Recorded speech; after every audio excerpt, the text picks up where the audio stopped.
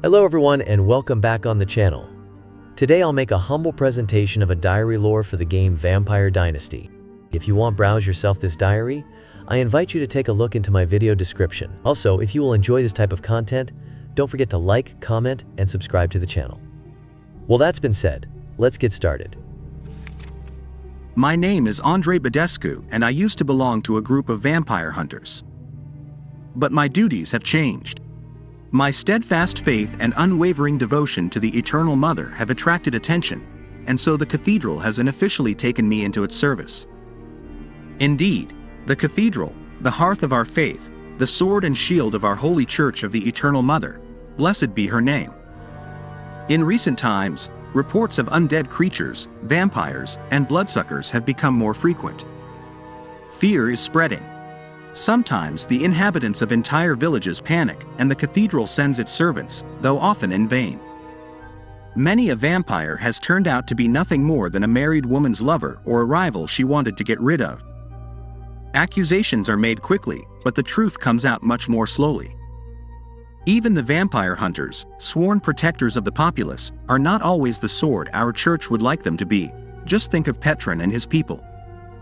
Often enough, they pursue their own interests or personal gain. So, I was chosen to gather knowledge and find out the truth about the vampires, these hunters of the night. But I must also gather information about the vampire hunters and the population. What are their motivations, what do they know, and what are their misconceptions? I will write down my experiences and observations in this diary and leave the conclusions to someone else. My journey will be dangerous. Both vampires and their hunters could mean my end. A stranger in a village is quickly suspected of all sorts of things and gets a stake in his body sooner than you would like. Nevertheless, I place my life in the hands of the Eternal Mother. If you find this book and my body is shattered or my presence has disappeared, I beg you, give these notes to a priest of our holy church. He will pass them on the right place. For now, I will join some vampire hunters and accompany them. We'll see what dark secrets will be revealed in dark nights. Andrei Badescu, Livada, on the 14th of the Fallow moon, 986. The Dichotomy of Vampires, Aristocrats and Hunters. Remember, understanding your victim is the first step in the hunt. These creatures are masters of deception, and every word here is a piece of the puzzle to unveil and hunt them. In the aberrant yet fascinating world of vampires, a striking dichotomy delineates their existence: the genteel aristocrat and the primal hunter.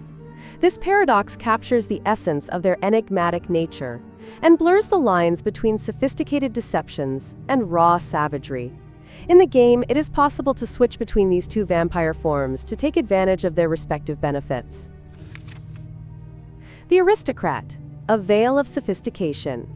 The aristocratic vampire is the epitome of beguiling elegance. With a visage slightly more pallid than those of mortals, yet possessing a compelling allure, they navigate the human world with poise and sly intelligence. As aristocrats, vampires can blend in among the villagers while cleverly veiling their true vampiric essence behind a facade of charm. Don't be fooled by their charm. I've witnessed these aristocrats turn entire villages into their puppets. Always look out for the signs: the pale skin, the cold stare, the control they exert over others. It's all a masquerade. The Hunter, embracing the beast within.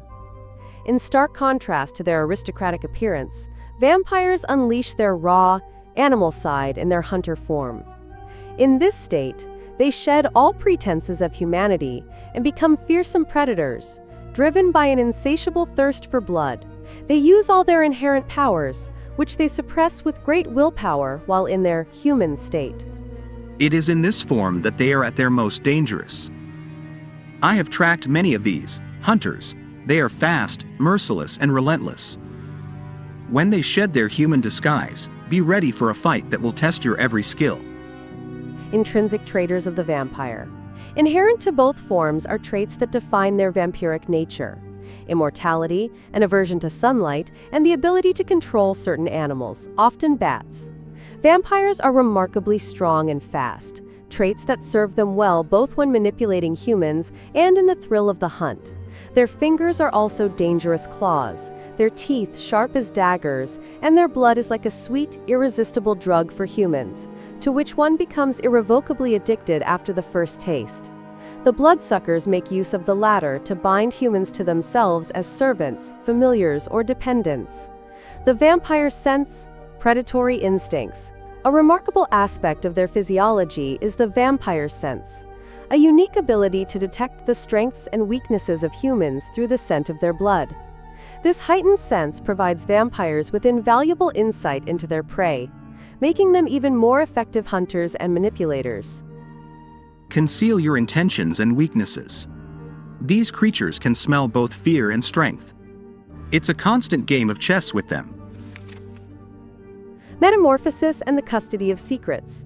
The transition from human to vampire is a delicate and painful process, initiated by the bite of a vampire yet cautiously restrained to prevent the complete draining of the victim's blood.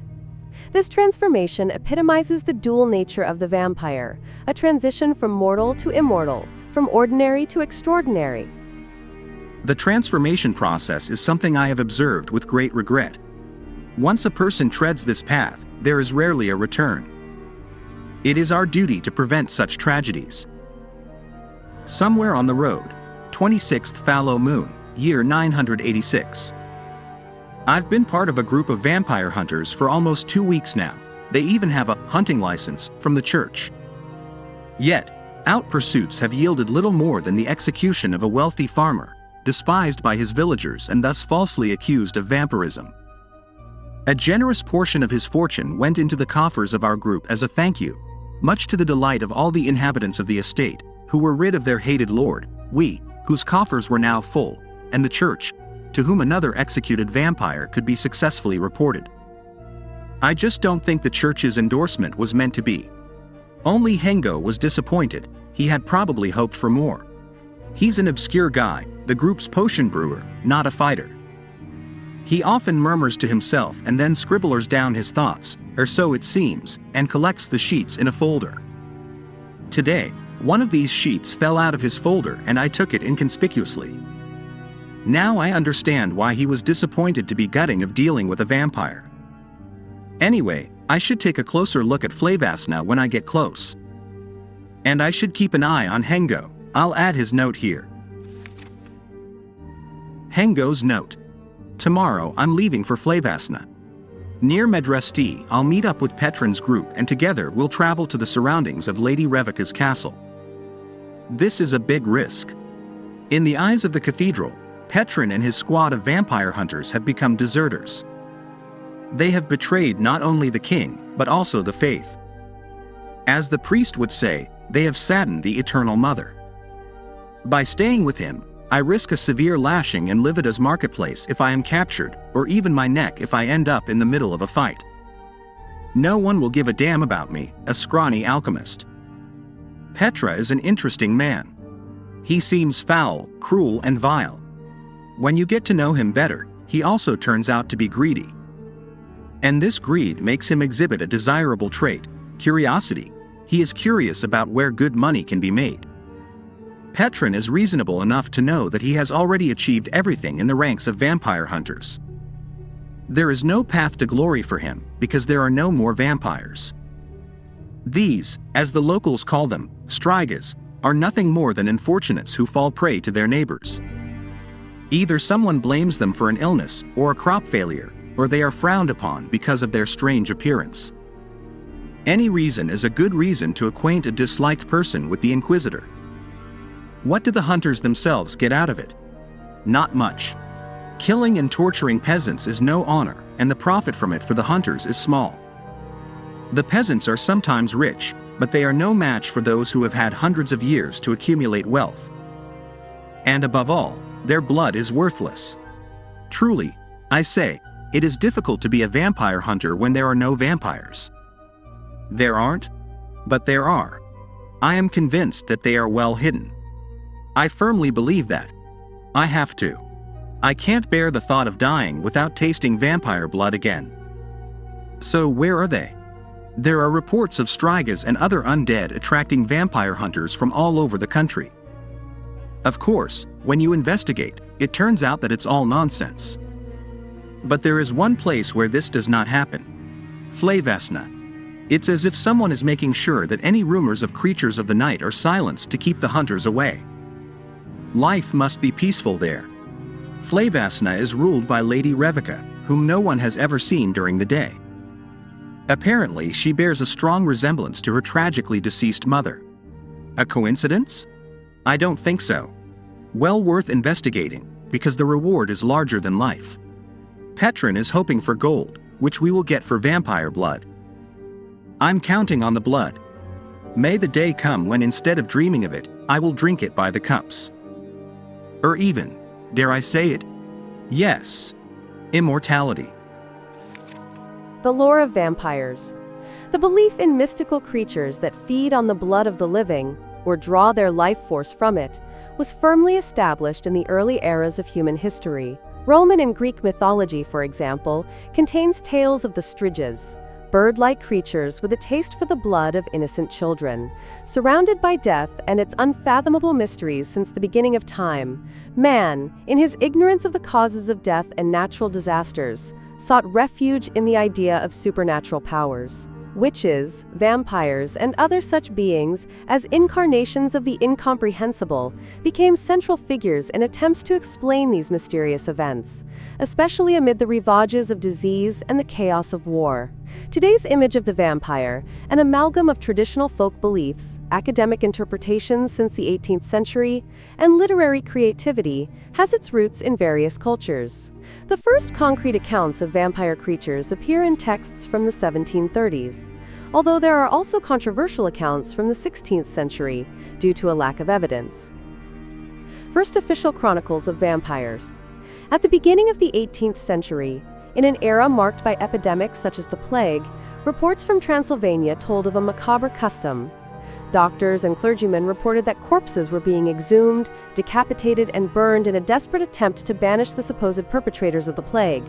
The term vampire or vampire also first appeared during this period, and is thought to have originated in the Slavic region, although its exact place of origin remains a mystery to this day. Particularly in regions such as Hungary, Serbia, and Bulgaria, reports of vampire incidents increased during this time. Beginning in the 1720s, there were more and more stories of the deceased haunting their relatives at night and scaring the villagers. One of the most famous of these cases was that of Arnold Paul in Serbia in 1730. Paule, who claimed to be haunted by a vampire, died in an accident and became the subject of vampire legends himself. About a month after his death, his grave was opened and his body pierced with a stake, after which, according to legend, Paul let out a terrible scream. This and similar cases, even documented in imperial medical reports, sparked an intrigue that transcended borders and led theologians, philosophers, and physicians throughout Europe to study the phenomenon. Until then, the nocturnal awakenings of the deceased, their sanguine appetites, the terror they inflicted on villagers, and their transformation into wolves were all part of the popular discourse. When the graves of these alleged vampires were exhumed, they often revealed seemingly preserved corpses with new hair, beards, and nails, considered by many to be incontrovertible proof of vampirism. Vampires in literature. The fascination with vampires not only gripped the general public, but writers and poets were also inspired by these mystical creatures.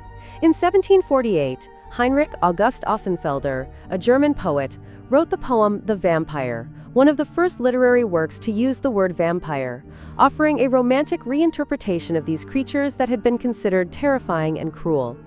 The French philosopher and writer Voltaire, on the other hand, used the term in a socially critical context, equating the bloodlust of the undead with the insatiable greed of the aristocracy and tax collectors who drained the coffers of the populace.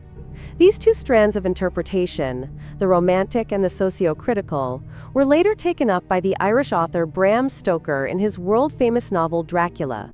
This work became a classic of vampire literature, and was the basis for countless film adaptations, shaping the contemporary vampire myth. Since the beginning of the 20th century, the theme of vampirism has also found its way into the world of film. In a large forest area near Medresti, 17th Hay Moon, year 986. Yesterday we camped in the forest near a lonely hut inhabited by only one woman, Craita and her absent husband. Her name was Craita, and as she had riches, it would have been easy to condemn her as a witch and confiscate her possessions. Everything was too much like in the stories and fairy tales. But we were all happy to have a roof over our heads in the small, crooked barn and left the poor woman alone. But I decided to have a little chat with her. These herb women know a lot about the area and often even more about what is hidden behind the fog of accusations and rumors. And it was worth it. The area here promises more than meets the eye. I'm writing down here what she told me, before I forget or twist it. Craita's story. A blacksmith from Medresti visited me today. He talked and talked and talked, yet it took him an age to come to the point. When it was finally getting dark, he figured that the Eternal Mother must have gone to sleep at this hour, and finally mouthed that it was about a male affliction. Will they never change? What are these fools ashamed of? I gave him a cobweb crumpled in bread, with the legs of a fat fly, soaked at full moon with toad venom. If this fails to remedy his woes, I'll embark on a quest for the eyes of newts and toes of frogs. While chatting with the blacksmith, I learned an interesting thing. A lord has changed in Medresti, or rather, a new lord has arrived, for Count Lascar can hardly be considered one. He neither visited nor administered anything there. He only remembered about taxes. The new one is said to be a foreigner. No one knows him. Dragos they call him, but is he really one of them? I doubt it. Many years have passed, and this name still inspires awe and fear.